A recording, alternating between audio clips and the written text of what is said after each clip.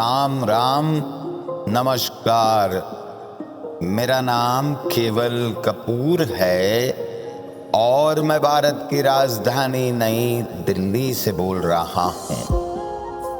तुलसीदास जी महाराज पर चली आ रही श्रृंखला का यह अगला एपिसोड है। तूफान अब धीरे धीरे कम होने लगा, लेकिन लौटते लौटते इस तूफान ने आत्माराम जी के चेहरे पर और जिस्म पर कुछ निशानियां छोड़ दी। जैसे आत्माराम जी के धूल मिट्टी में सने हुए कपड़े, हाथों और पैरों पर चिपके हुए तिनके और होठों पर एक छोटी सी चोट का निशान। वह चोट जो तब लगी थी जब हवा में उड़ता हुआ एक कंकड़ तेज रफ्तार में आत्माराम जी के होठों पर आ लगा। क्योंकि तूफान की रफ्तार कम हो गई थी, इसलिए जाहिर सी बात है कि आत्माराम जी के पैरों की रफ्तार बढ़ गई। जाते वक्त जो रास्ता आत्माराम जी ने 1 घंटे में तय किया था, वो रास्ता अब घटकर महज आधे घंटे का रह गया था। अंधेरा ज्यादा होने की वजह से आत्माराम जी को कुछ साफ दिखाई नहीं दे रहा था। उन्होंने अभी तक का रास्ता भी अंदाजे के बल पर तय किया था। आधा रास्ता तय करने के बाद आत्माराम जी का पैर एक गड्ढे में धंसा और आत्माराम जी लड़खड़ाते हुए जमीन पर गिर गए।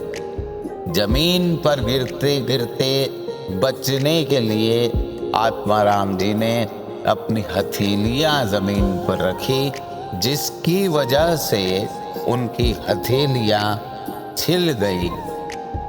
कोहनी में कुछ खरोंचे और कंधे के ऊपर थोड़ी सी चोट आई। लेकिन इन सब नुकसानों में सबसे बड़ा नुकसान यह था कि वो झोला जिसमें औषधियां रखी थी, वह आत्माराम जी के कंधे से सरक कर जमीन पर गिर गया और उसमें से कुछ औषधियां निकलकर गीली मिट्टी पर फैल गई।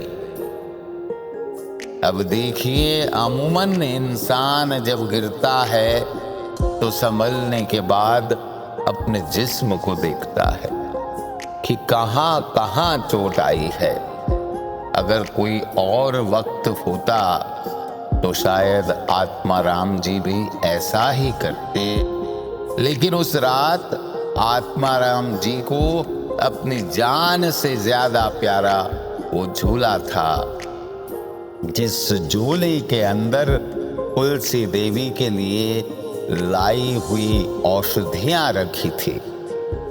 आत्माराम जी ने संभलने के बाद जल्दी से उस झूले की तरफ देखा। झूला आत्माराम जी से कुछ इंच दूर जा गिरा था। आत्माराम जी जल्दी से उठे, अपने कपड़ों को झाड़ा और उस झूले की तरफ आगे बढ़े।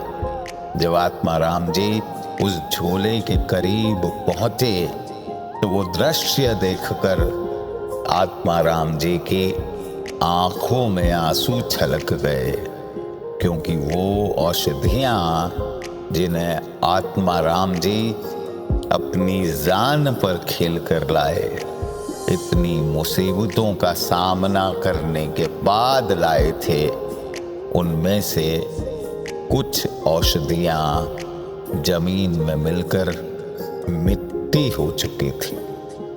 2 मिनट तक अफसोस करने के बाद खुद को संभालते हुए आत्माराम जी ने बची हुई औषधियों को एक कपड़े के टुकड़े में लपेटकर वापस अपने झोले में डाला और अपने घर की तरफ चल दिए। ध्यान से सुनिए, तुलसी साथी विपत्ति के, विद्या विनय विवेक। तुलसीदास जी महाराज देखिए कैसे समझा रहे हैं कि तुलसी साथी विपत्ति के, विद्या विनय विवेक, साहस सुकृति सुसत्य व्रत, राम भरोसे एक। तुलसीदास जी महाराज कहते हैं कि किसी मुश्किल के समय या किसी बड़ी परेशानी के वक्त इंसान को उसके ये 7 गुण बचा सकते हैं। उसका ज्ञान या शिक्षा, उसकी विनम्रता, उसकी बुद्धि, उसके भीतर का साहस, उसके अच्छे कर्म, सच बोलने की आदत और ईश्वर पर अटूट भरोसा। इंसानी फितरत है कि जब हमारे हाथों से कोई अच्छा काम होता है तो उसका श्रेय हम खुद लेना चाहते हैं, लेकिन जब हमसे कोई गलती हो जाए तो हम उसका इल्जाम दूसरों पर डालने की कोशिश करते हैं। हम ये क्यों नहीं समझ पाते कि परेशानी से भागना परेशानी का इलाज नहीं है। जाहिर सी बात है कि इस दुनिया में कोई भी ऐसा इंसान नहीं होगा जिसके हाथों कभी कोई गलती न हुई हो।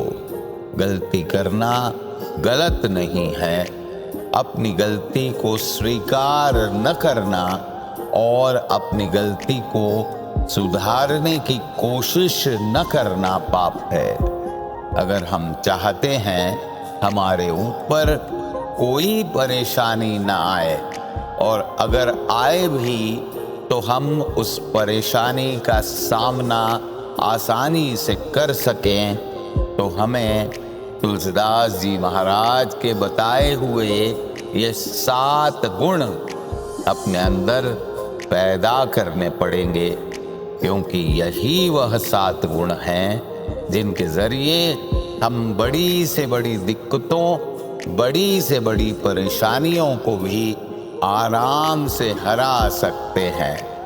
क्या आत्माराम जी वक्त रहते अपने घर पहुंच पाएंगे? क्या इन बची कुची औषधियों से तुलसी देवी का इलाज हो पाएगा, या फिर कोई अनहोनी होने वाली है? ये कुछ सवाल हैं जिनके जवाबों पर हम रोशनी डालने की कोशिश करेंगे तुलसीदास जी महाराज के जीवन परिचय की इस श्रृंखला के अगले एपिसोड में। धन्यवाद। राम राम, नमस्कार। मेरा नाम केवल कपूर है और मैं भारत की राजधानी नई दिल्ली से बोल रहा हूँ।